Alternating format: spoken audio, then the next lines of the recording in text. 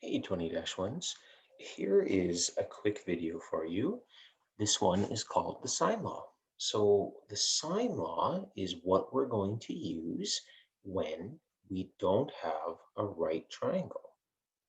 So we've been used to using a squared plus b squared equals c squared, and we've been used to using our favorite mnemonic device, SOHCAHTOA, but these only work in a 90-degree triangle. So the sine law looks like this, and I'm not going to derive it for you. It's derived in your notes, and this is also on your formula sheet. Okay, so it looks like this, and it looks a little scary at first that there's, two different equal signs and all of this, but I'm going to explain it to you in just a second. So here's one way to present it. The other way is by simply taking the reciprocal of this. And so I'm going to talk about when I'm going to use which one. Basically, it's going to go like this. If I have an unknown angle, I'm always going to try and keep my unknown in the top left. So I'm going to use this one when I have an unknown angle, and then I'm going to use this one here when I have an unknown side. Okay, really, again, it's the same formula, just the reciprocal of it, but I think it's a little easier to keep that unknown in the top left. Less mistakes occur. So I'm going to show you how this works. The sine law works when we know a pair, okay? And so here's how this goes. We're never going to use this full formula. I've always kind of wondered why it's been written like this. Really what you're going to do is this. You're going to use a pair. So I'm going to use A and B, or A and C, or B and C, or whatever the vertices of our triangle are named. Okay, let's see how easy this is. So solve the following triangle. Round the side lengths to the nearest tenth. Angles are usually to the nearest whole. So first thing I want to identify is this is not a right triangle, so I can't use SOHCAHTOA. I have to use sine law, or what we'll learn in the next lesson, the cosine law. So here's how this goes. First thing I want to do is, okay, look, I know two angles in a triangle. I might as well find that other angle in the triangle. So that's 180 minus 88 minus 61. So that's 31 right here. Okay. Now, here comes the sine law. When we're using the sine law, you have to know a pair. Well, a pair, remember, is an angle and its associated side. Now, I could find either of these two sides that are missing. Maybe I'll find this one here. I'll just call it x for giggles. And so here's the other pair. And so when you're using sine law, I think it's really easy to demonstrate what you're doing by drawing all over the page. Now I'm going to write down the formula I'm going to use. I'm going to use the sine law, and I'm finding that side. So I'm going to say x over, if that was little x, then this would be capital X, right? And then these other sides, I really don't care what you call them, and the angles, I really don't care what you call them. Okay, and now I'm going to sub in my values. So the angle opposite the side I'm looking for is 61. And all we do is just sub in our values. I won't put any units in. We'll put the units back in at the end. And notice the unknowns in the upper left. So what I'm going to do here is I'm going to isolate for x, I'm going to multiply both sides by sine 61. That's the same as saying I'm going to multiply like this. And the beautiful part here is the sine 61 and the sine 61 divide out. And what I'm left with is this right here. And now, friends, all we need to do is make sure our calculator is in degree mode. So remember, when we switch our calculators, or we reset our calculators, I should say, we go into radian mode for a reason. We'll talk about that in grade 12. And then all I've got to do is sub this into my calculator. And guess what we get? We're going to get x is equal to the nearest tenth, 3.1 kilometers. Just like that. Okay, now I'm going to check, does that answer make sense? Well, opposite 31 is 1.8, so that's going to be my smallest angle. So 1.8 is going to be my smallest side. So 61 degrees is kind of my medium angle, so I know it has to be bigger than the side opposite 31 degrees. Okay, so I got a bit of a check. All right, let's find our last missing side. So what I'm going to do to find my missing last side, again, is I'm always going to use the information that was given to me. So I'm going to draw that like that.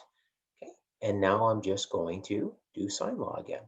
And so I'm sorry, I'm going to do just down here. So I'm going to say y over sine y. And again, the other sides aren't labeled, so we can call them whatever we wanted.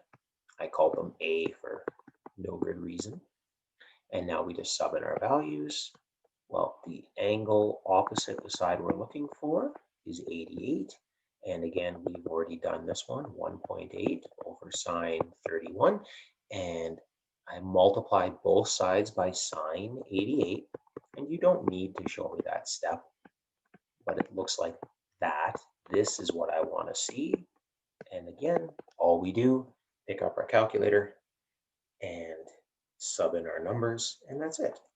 So we sub it in, so 1.8 sine 88 over sine 31 and 3.5 kilometers. That's it. That's how the sine law works. Easy, easy, easy, easy. So again, I find it really helpful to draw all over my diagram here. Okay, let's try one more. Sine law is pretty easy once you get the hang of it. Okay, so we've got some application here. So it says a ship at sea is sighted from two Coast Guard observation posts on shore. Okay, and it says the angle of the sight from post A and the line between the two posts. Okay, so here's A, here's B. If the two observation posts are 5 kilometers apart, determine the distance to the nearest 10th between each observation post and the ship. Okay, so what we're really looking for here is little b and little a, just like that.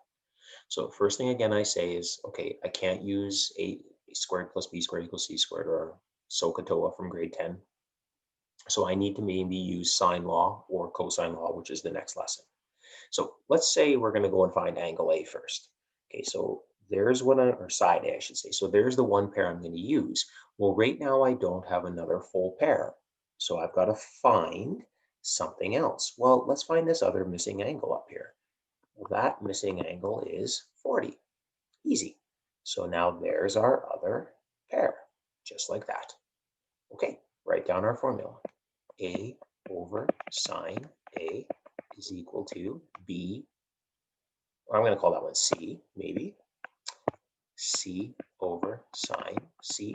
Okay, unknowns in the top left. I find that, again, just helps us not make mistakes putting it into our calculator. Okay, every once in a while, I'll see a student put the unknown in their denominator, which is fine, but then they start making mistakes isolating for it.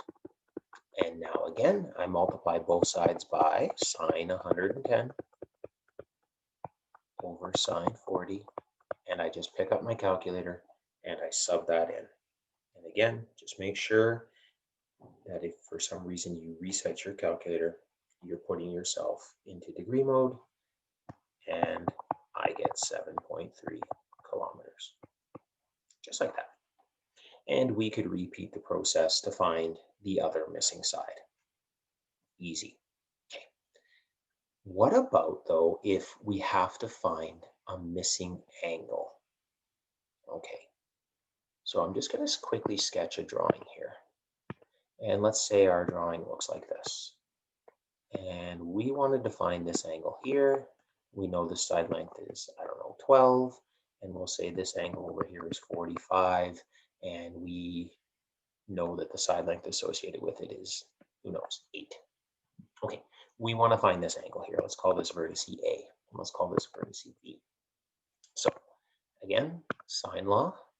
Here's a pair. Here's a pair. So I write down my formula, but this time we're finding that angle. So that's, I'm going to put that unknown in the numerator over sine B. Okay, my unknown here I've called theta. You could just call it capital A still if you wanted to. And sine 45 over 8.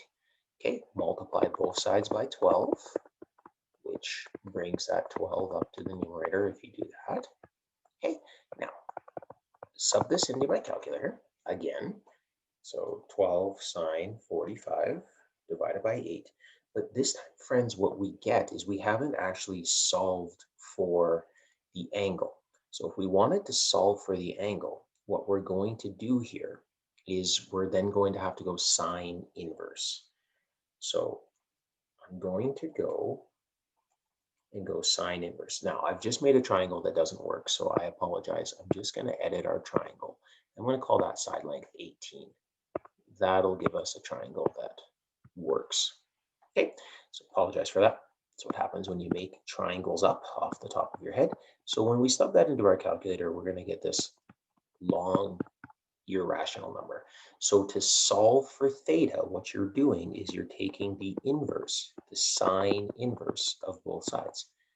And I don't want to round that number. So even though I've written that down, I'm really going sine inverse second answer in my calculator. And here we go. We get 28 degrees. So if you're finding an angle, it's the same idea. You just have to use that inverse at the end. There it is, friends. There is how the sine law works. So I'm going to use the sine law when I have a matching pair, so an opposite angle and a side, and one other side or one other angle. Okay, so again, I find it really helpful to draw pictures, right? And so what this is saying is I would have to know an entire pair, and I would have to know part of the other pair. There it is, friends. There's the sine law.